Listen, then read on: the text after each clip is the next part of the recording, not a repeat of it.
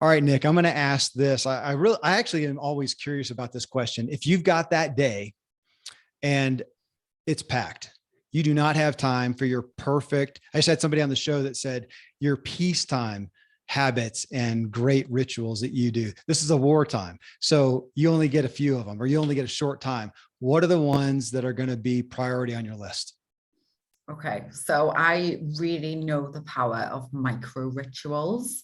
Yeah, So I call right. them micro rituals That's because perfect. it's nice to indulge and have an hour to do them, but sometimes you only have 10 minutes. So for me, if I've only got a few minutes, I always incorporate music. So music has got the power to lift your mood and shift you into a totally different frequency. So I'll choose, for example, 3 songs, and I'll sit in meditation for the length of one song, and I'll use that song to signal the start and the end. During that meditation, I'll also pair it with some breath work. So if I want to activate, then I would do something like breath of fire from Kundalini, which is a really rapid breath in and out through the nose. If I want to bring more calm and more peace and maybe get into like the parasympathetic nervous system and calm feelings of anxiety, I might do longer, slower, deeper breaths. So breathing in for 5 seconds, breathing out for 5 seconds. I would do that for the length of one song. I would then stand up and I'd shake my whole entire body out. So I'd start bouncing on the spot. I'd shake all my arms, all my legs, and release any sound, relax my jaw, because there's a lot of tension that can stay in your jaw. I would do that for the length of a song. Those 2 songs are going to be completely different. One's going to be relaxing. The other one's probably going to be crazy tribal music or something. Then the 3rd song, I might practice dance and visualization in that song. So that would be like 9 minutes, really quick, no excuses, get it done. Okay. Yeah. When you first talked about incorporating music, which I love, music is so foundational for my life, but I thought it's probably not the 80s dance music that you talked about in the first show that you like jamming in the car with. So yeah, understood. How about this? I don't think I've ever asked this, but I'm curious all of a sudden. In the past, and I don't have to put a timeline on it.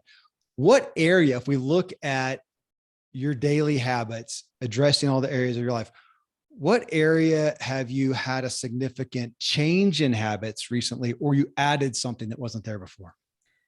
For me, I feel like my energy has always been, or certainly in the last kind of 3 or 4 years, has been the thing that I'm working with the most. Okay. So I'm always looking at how I can feel more awake and more alive.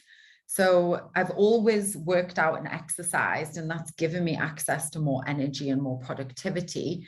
But in recent years, I've got really, really intentional around some of the biohacking tools that I use.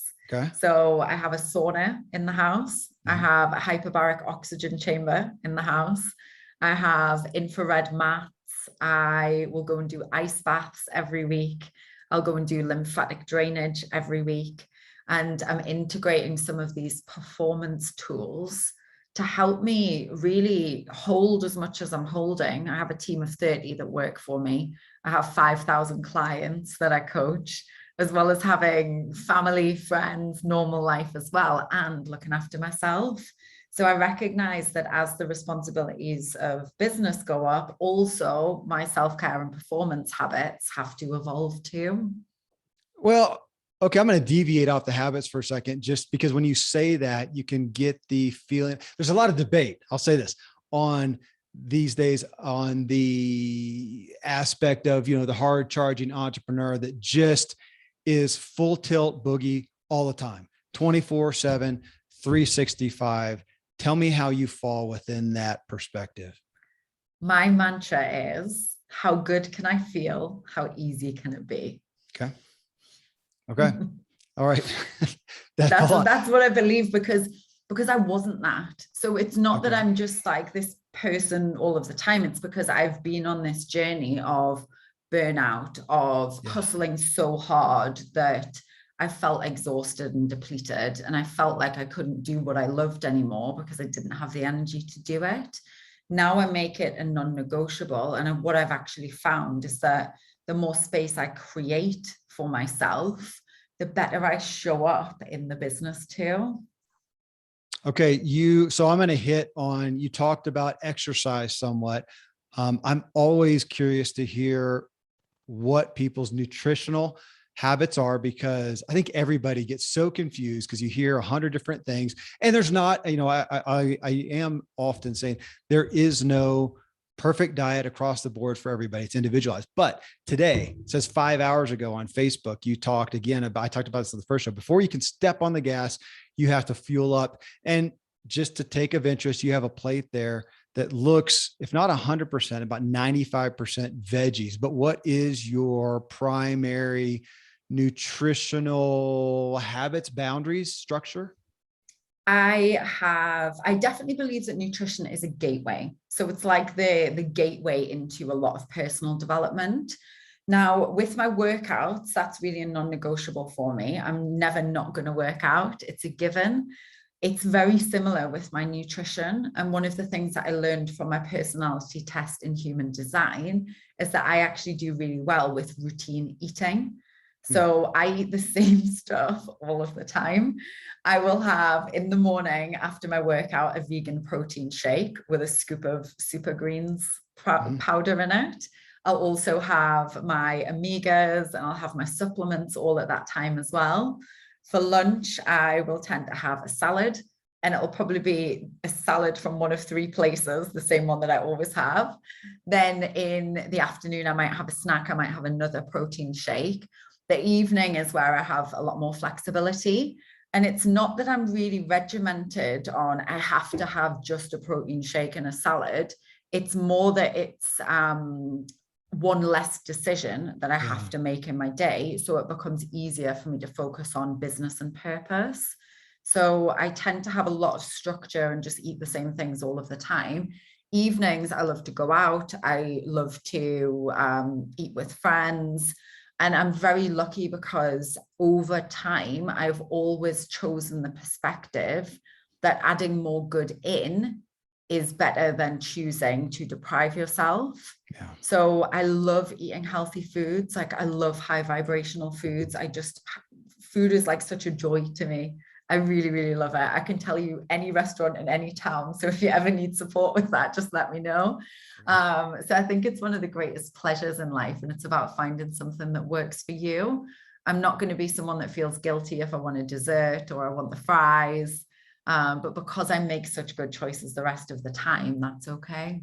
Well, I saw in the post you talking about the 80-20 rule, which I appreciate that. I credit my wife with the term of flexitarian. If we've done so many things, vegan and vegetarian, that now we're flexitarian. I so appreciate that. I have so much more fun. You did mention super greens, and just again, because people are curious, if you're willing to ask, which brand do you use?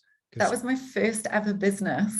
Really? So yeah, I read Tim Ferriss, The 4-Hour Work Week, and I wanted to find something that I could do as a passive income stream. Yeah. So back in 2010, I launched a company in England. It wasn't my product. It was an American product called Green Vibrance.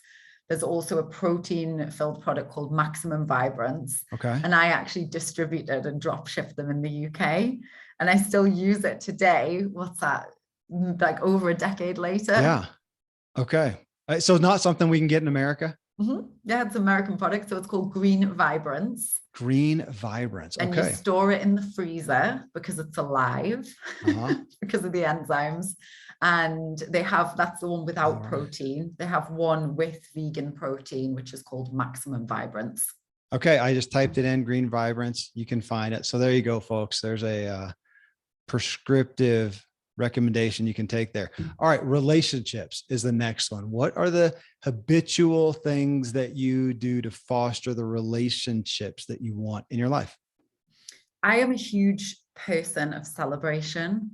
So I'm always asking, whether it's friends or clients or partnerships, like, what is it that is going well for you and what is it you're excited about? In positive psychology, we talk about active, constructive responding. So I really love being in that celebration and learning about more of what it is that feels good for other people and what the next steps are for that, why it feels good.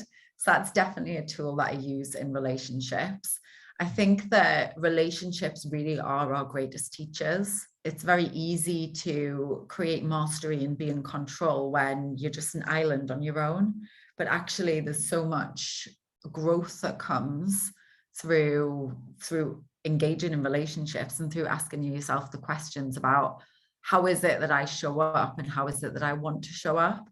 I feel like more and more getting into the space of non-judgment, acceptance of others. I don't know if you've seen Byron Katie's work. They're all suffering. I know the name. I have not gotten into it. Huh. Super interesting. All suffering is caused by expectation. So it's the expectation that other people or situations are going to be a certain way. And when we actually start to accept them, we gain our power back. So that's been a really great practice, because once you're in the acceptance and you're like, this is what it is, does it work for me or does it not work for me? Then it allows you to make decisions from a more empowered place. It's interesting, the celebration aspect. I'm going to think on that, because I have, especially a group of guys I meet with every week. And I often will say, sometimes it's the last thing before everybody takes off, what is most prominent on your mind? I don't want to be surprised in a week when I hear X, Y, Z, and I didn't even know it. What's the primary thing that's going on with you that's on your mind? But I like that. What are you celebrating? I think it was in a mastermind, Nick, somebody saying it was how did they term it? It was something to the aspect of a bragging thing. Here's a spot to brag. And we want you to brag. Put your pride and your worries about pride, put your humility aside, and just, where's a place to brag? We don't really have that these days. And we talk negatively about the highlight reels on social media and stuff. And yet, where do you get? A lot of people don't have anyone that they can share, again, that celebration. So that's what I'm taking away from this one. Well, so far, we're not done yet. Mental is the next one. And you've talked about that some as well. If there's anything to add to that, the things that you do to really retain the mental state you want. I read a lot of books. So I read a couple of books a week. And I think that as a writer, that really allows me to not just be in my own process of downloading and thinking things, but also receiving as well, and being open to new frameworks and new modalities. I have a lot of support. I didn't used to, but I really allowed myself to receive more support. And I work with a subconscious practitioner. I work with a spiritual therapist. So I feel like I have got better with talking about things. I think a lot of the way that I used to approach things was, I'm just going to get through it. I'm resilient. I can take on anything. And I could up to a point. And now it's really great to just be in that curiosity and approach things from a place of not making anything wrong, always looking for the good in everything, always finding the silver lining. And I really choose to do that through everything that I do. And having that curiosity or the fascination means that, going back to this thing of expectation, it's like, oh, wow, how fascinating that this is happening right now. Like, what can I learn from this? And that's really, really afforded me a much more pleasurable and graceful journey. Well, on that note, then let's go right into spiritual, into your habits, your practices, the things that you do to nurture that in your life. Kundalini yoga is a huge one. Okay. Have you ever done it? No. Okay. I know the name, but no. It's amazing. It's really, really strange when you first start it. And what I love about it, I've been practicing for 8 years. It's really a combination of so many different things. It brings in breath work, it brings in chanting and using your voice, meditation, physical practice. And it just feels like it gives you access to completely new versions of yourself and versions of your thinking. It helps really clear your channel and helps you get more connected. So that's definitely a discipline that I know and love. And in 8 years, I've never done the same class twice. Wow. So it feels like there's a lot of variety within it as well. Yeah, no, that's an area that's something I'm open to the motivation too, because my exercise, I have so much joy in really in mountain biking and trail running and I do a lot of resistance stuff here in my office. I've got all kinds of weightlifting stuff. So I do a lot of that as well, but I've not devoted my time out of that. And yet I've got a few people in my life saying, dude, you've got to start stretching for one thing. And then meditating is always one that I am often called to. I'm getting there little by little. So good to hear the testimony there. The next one's career, just the vocational habits. And it's somewhat of an odd, I mean, you're here because of your vocational success in a lot of ways, personal and vocational. But with you, I'm going to ask it, if you want to answer for yourself, or also just what you find yourself guiding your clients with on what habits will keep your career, your business in a path that you want it to be. Because as we all experience success, you have so much opportunity, so many different ways you can go. And I went through my own time period of just literal anxiety of feeling like, oh my goodness, I'm missing that opportunity and that one and that one and that one. And I really had to let it go and say, look, I'm doing okay here. Just be at peace. So I appreciate this question of what do you do to keep your career path where you want it? Yeah, it's interesting. And I feel like I've gone through many iterations of this within myself and my career. I went through a phase of feeling really embarrassed that I wasn't going fast enough. Kind of got stuck at this point a few years ago where I was making around about $1 million a year. And I was like, but I'm not going fast enough. So I feel really bad about myself. So I shifted out of that and I really started to align more with what's right for me at this time. And because I got to know myself even better than before, and I got to look at what my strengths are and what my values are and what the big picture is, it helped me to stay in my own lane. Yeah. I now have a lot of systems within my life and business, which look at what are the 3 big broad objectives for the year. So for example, this year we launched our positive psychology coach certification. I was focusing on writing another book. I was focusing on the masterminds that I have. So it's like the decisions that I make either fuel one of those goals or they're a total distraction from them. So I'm always looking with my team, okay, if we're going to say yes to this thing, where does it fit in the big picture? And is it a necessary to have, or is it a nice to have? Yeah. So we have like little checklists and things. And we're like, do we really want and need to do this? Because going back to habits, I'm really, really good at protecting my time. So it means that the things that we do in the business are really fulfilling. I enjoy them more. And because of that, they get better results too. Okay. Personal. These are the things that you do just for you. Call it self-care, but I also want to put play in there, fun, hobbies. I already know that you like driving in the car with 80s music playing. So there's one, but literally along those lines, the thing that come on back to your book, just makes you happy. Yeah, just simple things. Like I love dinners. I remember I got asked a question like, Nick, what do you want to do for your birthday this year? And I was like, I want to sit outside with my friends and eat dinner. And that was it. Like, I love just being outdoors. I love walking outdoors. I love practicing Kundalini, going and doing my self-care rituals, laughing.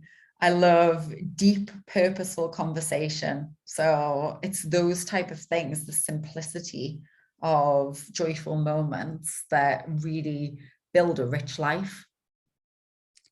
Okay. I'm going to ask, I haven't asked this in a while. How about advice? Do you have anything you look at and go, yeah, kind of a guilty pleasure? How's that? Yeah. You know, those caffeine drinks. Yeah. Those not coffee. I actually don't like it, but the cold fizzy caffeine drinks. Yeah. That's like my guilty pleasure. And I'll have one every single day. Wow. Okay. Good to know there. I have my daily chocolate covered almonds. And lately I've just been doing a lot of raw veggies, but I love doing it with pimento cheese, which is just junk, but it gets the veggies down. So, all right. Cold fizzy caffeine. Hey, Nick, thank you. Thanks for being back with us. Thanks for giving us a behind the scenes on your habit. It's been a gift. Thank you.